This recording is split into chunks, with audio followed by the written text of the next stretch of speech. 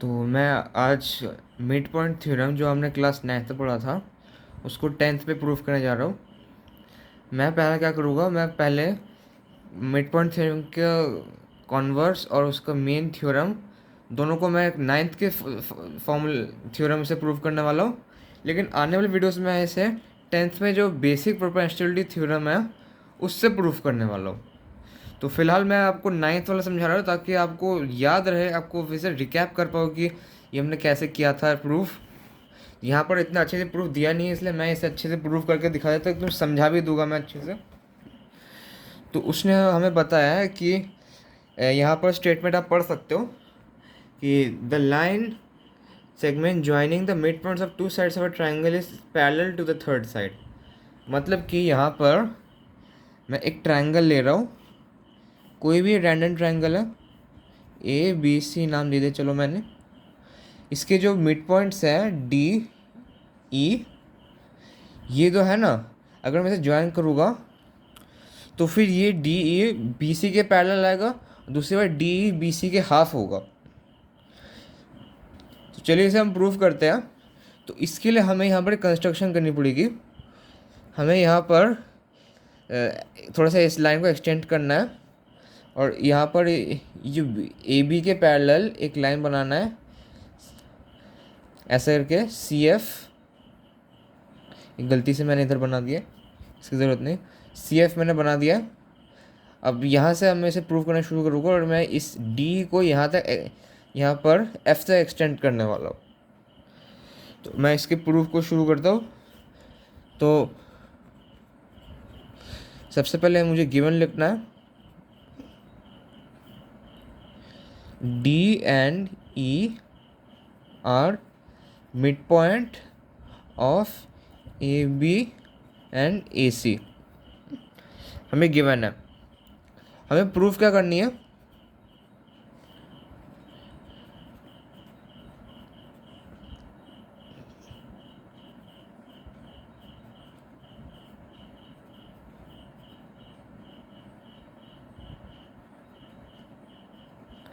ये हमें प्रूफ करनी है और कंस्ट्रक्शन में लिखूंगा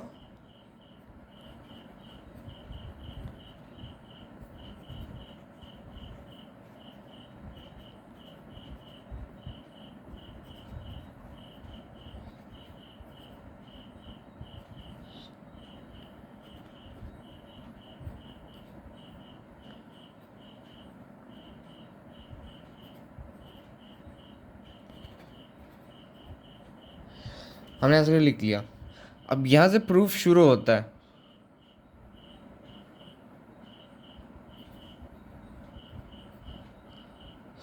तो यहाँ पर इसकी प्रूफ को शुरू करने से पहले मैं आपको कुछ चीज़ें बता देता हूँ, आपको क्या क्या पता होनी चाहिए। आपको सबसे पहले तो सभी कॉन्ग्रुएंट से क्राइटेरियाज याद होने चाहिए। आपको अगर दो लाइंस यहाँ पर दिए हुए हैं ऐसे करके इंटरसेक्ट करते हैं तो फिर यहाँ पर ये दो एंगल्स वर्टिकली अपोजिट एंगल से इक्वल होते हैं और यहाँ पर पैरेलल लाइंस है और यहाँ पर ये हो गया ट्रांसवर्सल। तो ये ट्रांसवर्सल लाइन यहाँ पर कट कर रहा है, तो यहाँ पर अल्टरनेट इंटीरियर एंगल से एंगल्स इक्वल होते हैं। तो यहाँ पर आपको ये सब कॉन्सेप्ट पता होनी चाहिए। तो ये सब कॉन्सेप्ट अगर आपको पता है तो फिर इस थ्योरम को प्रूव करने में आसानी होगी। और ये 9th क्लास में हमें पढ़ा था, मैं आपको 10th पे समझा रहा हूँ। तो 10th पे हमें इस थ्योरम को बेसिक प्रोपोर्शनलिटी थ्योरम से प्रूफ करना है, तो वो मैं अगले वीडियोस में बताऊँगा। फिलहाल इसकी तरफ बढ़ते हैं। तो यहाँ पर मैं इन दो ट्रायंगल्स को पहले कॉन्ग्रुएंट प्रूफ करने वाला हूँ।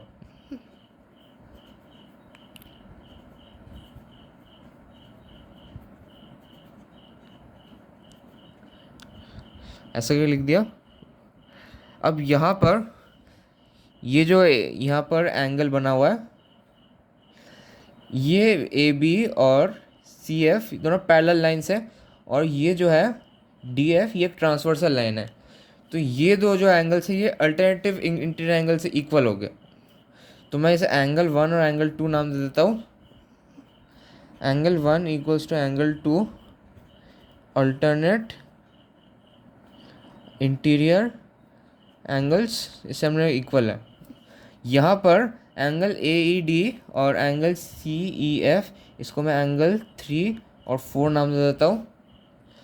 Angle 3 equals to angle 4 vertically opposite angles. और यहाँ पर ये जो ए डी है ये यहाँ पर इक्वल बना हुआ है बी डी के।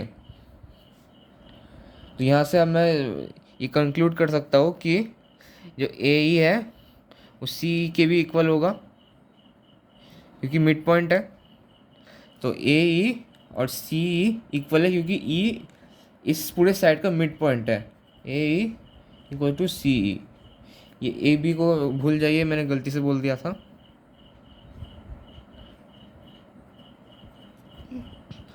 तो यहाँ पर ये जो है ये एंगल साइड, तो therefore triangle ADE congruent to triangle CEF।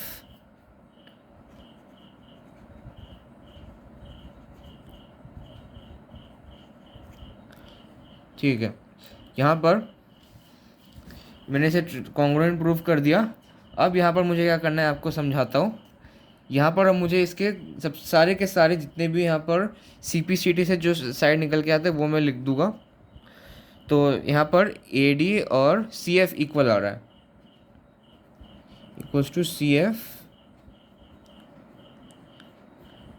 इसे इक्वेशन नंबर 1 दे देता हूँ। अब यहाँ पर AD BD के भी इक्वल है क्योंकि यहाँ मिड पॉइंट है। AD equals to BD।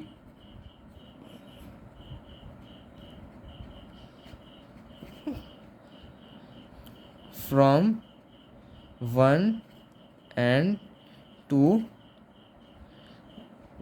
BD equals to CF। ठीक है, अब यहाँ पर BD इक्वल टू CF है और यहाँ पर BD है, ये CF के पैरेलल भी है। Also BD parallel to CF, reason होगा बाय कंस्ट्रक्शन। हमने कंस्ट्रक्शन किया था ना। तो यहाँ पर 9th क्लास में हमने थ्योरम पढ़ी थी कि अगर कोई एक साइड, एक पेयर ऑफ अपोजिट साइड्स एक दूसरे के इक्वल हो और पैरेलल भी हो तो फिर वो पैरेललोग्राम बन जाता है। और अगर हमें नहीं पता हो कि वो इक्वल है नहीं, अगर दोनों अपोजिट साइड्स अगर पैरेलल हो या फिर दोनों अपोजिट साइड्स एक दूसरे के इक्वल हो तब भी वो पैरेललोग्राम बनता है। तो यहाँ पर मैं लिख दूँगा हेंस हमारे यहाँ पर पैरेललोग्राम बन रही है BDFC। BDFC is a parallelogram. ठीक है, यहाँ पर रीज़न लिख दूंगा, one pair of opposite sides are equal and parallel. Reason हो गए। अब यहाँ पर ये एज सच ये एज इट कि यहाँ पर पैरेललोग्राम है, तो यहाँ पर अगर ये पैरेललोग्राम हुआ तो फिर ये जो मैंने दूसरे जो अपोजिट साइड्स है वो भी एक दूसरे के पैरेलल ही हो गए और इक्वल भी हो गए। तो इससे मैं दोनों के मतलब प्रूफ निकाल दूंगा कि ये इक्वल भी है, पैरेलल भी है और इसके हाफ भी है। तो यहाँ पर मैं इसे 2 पार्ट्स में सॉल्व करने वाला हूँ।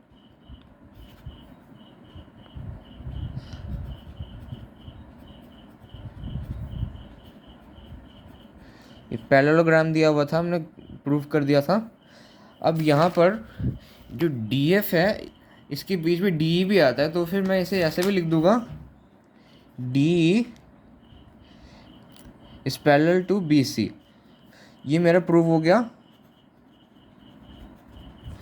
अब यहाँ पर सेकंड पार्ट आता है कि ये इक्वल भी है, DF इक्वल्स टू BC, क्योंकि ये पैरेललोग्राम है। अब यहाँ पर जो DF है वो होता है DE plus EF equals to BC। अब यहाँ पर ये जो हमने 2 ट्रायंगल्स को कॉन्ग्रुएंट प्रूफ कर दिया था, तो DE इक्वल्स टू EF है। तो यहाँ पर 2DE इक्वल्स टू BC, क्योंकि कॉन्ग्रुएंट ट्रायंगल है और बाय CPCT वो इक्वल है, DE इक्वल्स टू 1/2 BC, ये भी प्रूव हो गया। तो ये थ्योरम अगर आपको समझ आया तो फिर प्लीज़ इसको लाइक कीजिए, दूसरों के साथ शेयर कीजिए, प्लीज़ मेरे चैनल को सब्सक्राइब कीजिए, इससे आपको और भी ऐसे मस्त कंटेंट्स मिलते रहें। तो अगर अभी के लिए बाय एंड थैंक यू।